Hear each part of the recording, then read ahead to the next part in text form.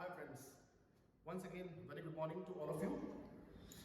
मैंने जस्ट कहा था कि बैक टू बैक मैं दूसरा वीडियो बनाऊंगा और अभी जस्ट कुछ मिनट पहले मैंने कंप्लीट किया है। इससे पहले वाला पोर्शन एक्सप्लेन आप उस पर फॉलो कर सकते हैं, लिंक में दे दूंगा सब्सक्रिप्शन में जाके, आप वहां से भी फॉलो कर सकते हैं। जिन्होंने वो मिस कर दिया है वो लिंक में देख लें टॉपिक। और अब इससे जुड़कर जो नेक्स्ट टॉपिक है एग्जाम में पूछा जाता है शॉर्ट नोट्स के रूप में, सरफेस्टलाइजेशन, सतही निर्जमीकरण। क्या होता है सतही निर्जमीकरण और क्यों आवश्यकता इसकी पड़ती है? फ्रेंड्स, मैंने कहा कि एक्सप्लांट एंटायर प्लांट में से एक छोटा सा पोर्शन है, वो छोटा पोर्शन जो एक्सरसाइज किया जाता है, काटा जाता है पौधे में से, जो हेल्दी, स्मॉल, जुवेनाइल और मेरिस्टेमेटिक हो, उस पोर्शन को हम इस्तेमाल करते हैं टोटीपोटेंसी का प्रूव करने के लिए, यानी उससे entire plant banana through tissue formation, organ formation and entire plant formation. लेकिन जब एक्सप्लांट को लेके आते हैं तो क्या उसको डायरेक्ट इस्तेमाल किया जा सकता है? नहीं, उसको डायरेक्ट इस्तेमाल नहीं किया जा सकता। उसको इस्तेमाल करने से पहले एक प्रोसेस, एक प्रक्रिया से गुजरना पड़ता है जिसे कहते हैं सतही निर्जमीकरण, यानी कि सरफेस स्टरलाइजेशन। जैसे कि नाम से जाहिर है, सरफेस सतह और स्टरलाइजेशन इज निर्जमीकरण। क्यों इसकी आवश्यकता होती है? इसकी आवश्यकता इसलिए पड़ती है क्योंकि जब भी पोर्शन आते हैं, भले ही वो यंग है, जुवेनाइल है, मेरिस्टेमेटिक है, लेकिन एनवायरनमेंट में वो जैसे बाहर है, तो बाहर होने की वजह से क्या होता है, वायरस, बैक्टीरिया, डस्ट पार्टिकल्स और फंगल ग्रोथ्स, दुनिया भर के जो प्लांट्स में उसको कंटेमिनेट, उसको खराब करने के लिए उत्तरदायी रहते हैं, वो चीजें एनवायरनमेंट में मौजूद रहती है। तो अगर ऐसे खराब पोर्शन या चीज को हम कल्चर करेंगे तो जो ऑर्गेन, टिश्यू और फिर एंटायर प्लांट बनेगा, तो वो जो बनेगा वो बनना घातक होगा, क्योंकि उसमें डिजीज किसी ना किसी रूप में, चाहे फंगल डिजीज हो, बैक्टीरियल डिजीज हो, वायरल डिजीज हो, कोई भी डिजीज आने की संभावना है।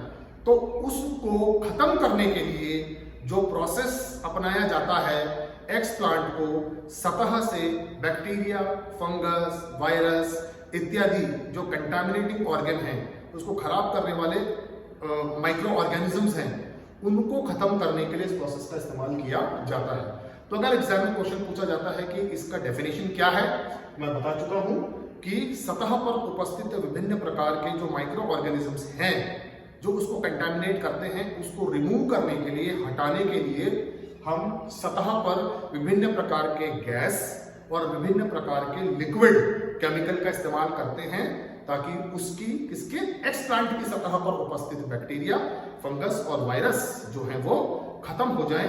इस प्रक्रिया को सतही निर्जमीकरण कहते हैं। ये क्यों इंपॉर्टेंट है? ये हेल्दी प्लांट को ग्रो और डेवलप करने के लिए इंपॉर्टेंट है। तो फ्रेंड्स, एक कंफ्यूजन या कुछ मार्केट में बहुत चीजें उपलब्ध है, एक कंफ्यूजन रहता है कि किस केमिकल को, किस गैसियस कंपाउंड को हम सरफेस स्टरलाइजेशन के लिए इस्तेमाल करें। मैं एक टेबल के रूप में बनाकर आपको एक टेबल बनाकर समझाने की कोशिश करूंगा कि किस सरफेस स्टरलाइजेशन को कितने परसेंटेज में लेना है और कितनी देर तक उसको उसमें रखना है। सो टू स्टार्ट विथ 6 या 7 कुछ हैं टोटल कंपाउंड्स। तो पहले बात करें, आप लिख सकते हैं टेबल के रूप में, टेबल 1, हम का टेबल लिखेंगे अपनी, सीरियल नंबर,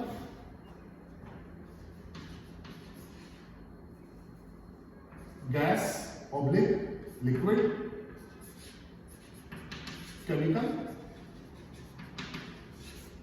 यहां पर होगा परसेंटेज, कंसेंट्रेशन में, और यहां पर होगा टाइम इन मिनट्स,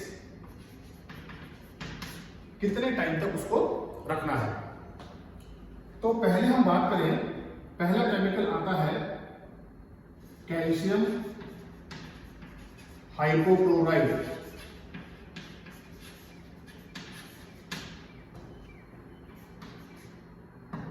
दूसरा आता है सोडियम हाइपोक्लोराइड। ये 2 हाइपोक्लोराइड केमिकल्स हैं जो इस्तेमाल किए जाते हैं। तीसरा जो आता है वो आता है जिसे कहते हैं H2O2, यानी कि हाइड्रोजन पेरोक्साइड। तीसरा है, पहला हो गया सोडियम कैल्शियम हाइपोक्लोराइड, दूसरा हो गया सोडियम हाइपोक्लोराइड, तीसरा हो गया हाइड्रोजन पेरोक्साइड, और चौथा जो है फ्रेंड वो है इथाइल अल्कोहल। सबसे important ethyl alcohol. Number 5 very important and very बहुत महंगा, very precious, silver nitrate.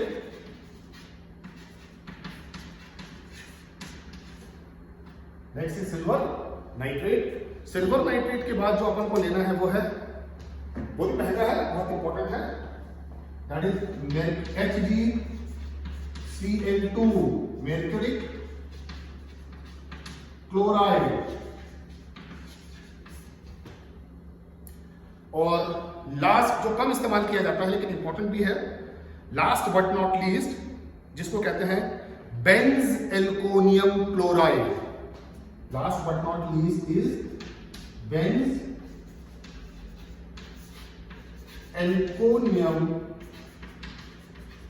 Chloride.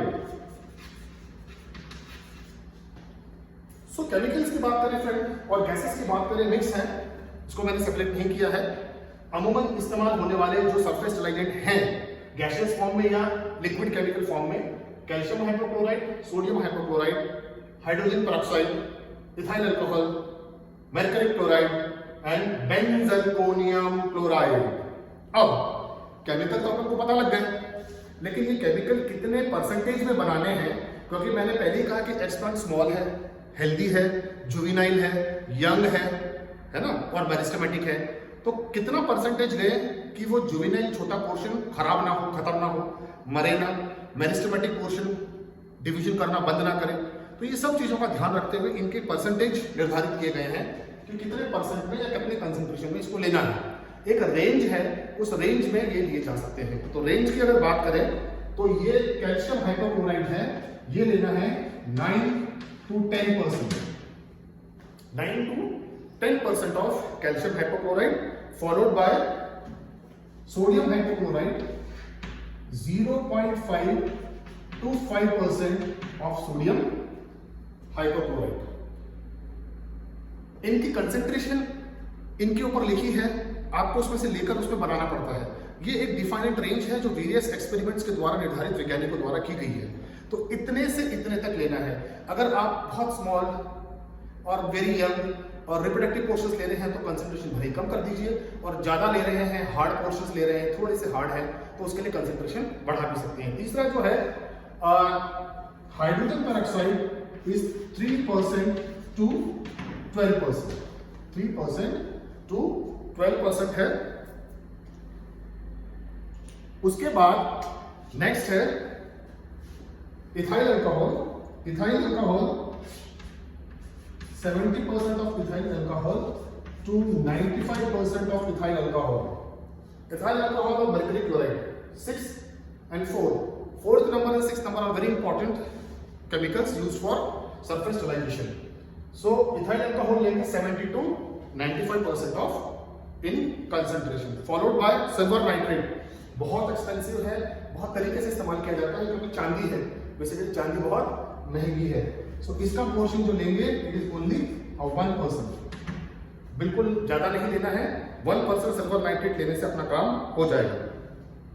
Mercury chloride भी बहुत हैवी पड़ता है, 0.1% to 1%। ये आप लोगे इतने परसेंटेज में तो काम हो जाएगा। केमिकल अपन को पता चल रहे हैं, कंसंट्रेशन अपन को पता चल रही है, उस कंसंट्रेशन केमिकल का कितने टाइम तक इस्तेमाल करना है वो नेक्स्ट अभी जस्ट इसके इसमें मैं बताऊंगा। ये है 0.01 to 1.0, सेम कंसंट्रेशन और कम और रिड्यूस हो गया है। तो फ्रेंड्स ये है केमिकल्स, ये है इनके concentration. Now duration time, generally calcium hypochlorite और सोडियम हाइपोक्लोराइड का ड्यूरेशन सेम है, इट इज 5 to 30 minutes और again it is also 5 to 30 minutes। Concentration में फर्क है, हाइपोक्लोराइड्स के टाइम ड्यूरेशन बिल्कुल सेम है, ड्यूरेशन इज सेम, तो सेम ड्यूरेशन में देना है उसको। नेक्स्ट है hydrogen peroxide, it is 5 to 15 minutes, 5 minute से लेकर और 15 मिनट के आसपास इसको देना है। ये हो गया 0.1 to 5.0 मिनट्स, यानी ये हो गया 0.1 मिनट यानी 6 सेकेंड्स। ये हो गया आपके 0.1 यानी कि 6 सेकेंड। तो कम से कम 6 सेकेंड और अधिक से अधिक 5 मिनट। नेक्स्ट, सिल्वर नाइट्रेट तो भी कंसेंट्रेशन 1% है, तो ये लेना है 5 minutes to 30 minutes, 5 minutes to 30 minutes. Mercury chloride is 2 minutes to 10 minutes, and last but not least benzalkonium chloride 5 minutes to 20 minutes. So friends, कहीं इधर उधर कंफ्यूजन होने की और किसी प्रकार से कुछ भी डिलेमा में पड़ने की जरूरत नहीं है। ये टेबल आप कोई भी पोर्शन एक्सपांड कर लें तो आप अगर थोड़ा आइडिया लग जाएगा तो आप इसको बहुत अच्छी तरह से फॉलो करके कर सकते हैं कि दिस इज द केमिकल, बल्कि these are the chemicals and the concentration of the chemical ये है, और ये इनका टाइम लिमिट है कि इतने टाइम लिमिट में इनको रखना है। आप जितनी कंसेंट्रेशन ले रहे हैं उतने मिनट्स के लिए, ये एक स्टैंडर्ड जिसे कहते हैं सरफेस स्टेरिलाइजेशन का टेबल है। एक चीज और शेयर करना चाहूंगा, सोडियम हाइड्रोक्लोराइड के लिए मार्केट में इस्तेमाल किया जाता है sodium hydrochloride in the form of commercial bleach के नाम से मिलता है, ब्लीच जिसे कहते हैं ब्लीचिंग पाउडर। तो कमर्शियल जो ब्लीच है, that commercial bleach is basically sodium hypochlorite. उस कमर्शियल ब्लीच सोडियम हाइपोक्लोराइड के अंदर यह माना जाता है कि अगर 5% ले लें, कमर्शियल ब्लीच में होता है जनरली 5%, तो वो 5% जो है करीब 10 to 20% ऑफ सोडियम हाइपोक्लोराइड के इक्विवेलेंट है। 10 to 20% ऑफ सोडियम हाइपोक्लोराइड जो मार्केट में कमर्शियल ब्लीचिंग एजेंट के नाम से मिलता है, उसके अंदर 5% जो कमर्शियल ब्लीच में सोडियम हाइपोक्लोराइड होता है, उसका जो कंसेंट्रेशन लेना है वो है 10 to 20%। उसमें कितना है? 10 to 20%। और वो ये माना जाता है कि 10 to 20% जो है वो करीब 5 से 10% कंसेंट्रेशन का है। तो ये कंसेंट्रेशन है यहां पर, इसकी ये कंसेंट्रेशन होगी 5 to 10। इसको वापस समझ लें, मार्केट के अंदर ब्लीचिंग एजेंट के नाम से जो मिलता है कमर्शियल ब्लीच, वो बेसिकली सोडियम हाइपोक्लोराइड होता है। उसका 5% कंसेंट्रेशन होता है। 5% कंसेंट्रेशन मतलब उसके अंदर 10 से 20% का सोडियम हाइपोक्लोराइड है। तो अगर वो कमर्शियल ब्लीच को हम इस्तेमाल करें तो ये जो कंसेंट्रेशन वो कितनी इस्तेमाल करें, वो कंसेंट्रेशन इस्तेमाल करें 5 से 10%। और अगर वो 5 से 10% आप इस्तेमाल कर रहे हैं तो वो टाइम क्या रहेगा? वो 5 से 10% टाइम 5 मिनट से लेकर 30 मिनट ही रहेगा। तो जो टाइम का ड्यूरेशन रहेगा 5 से 10%, वो 5 मिनट से लेकर 30 मिनट तक ही रहेगा। तो ये फ्रेंड्स सरफेस स्टेरिलाइजेंट जिसे कहते हैं, आपके लिए इस्तेमाल करने में आसानी रहेगी और समझने में आसानी रहेगी। मोस्ट इंपॉर्टेंट था the hypochlorides, hydrogen peroxide, ethyl alcohol and mercury chloride, जो अमूमन सभी प्रकार के एक्सप्लांट्स जो जस्ट पहले मैंने वीडियो लिया के इस्तेमाल किए जाते हैं। ये है important topic surface sterilisation and surface sterilisant. अभी भी कुछ डाउट है, कॉल कर सकते हैं, कमेंट कर सकते हैं, पर्सनली फोन कर सकते हैं। ये मैं आपके व्हाट्सएप ग्रुप में शेयर कर चुका हूं। You are free to call. फिर भी कोई डाउट है, write the comment, ask on the phone. Thank you.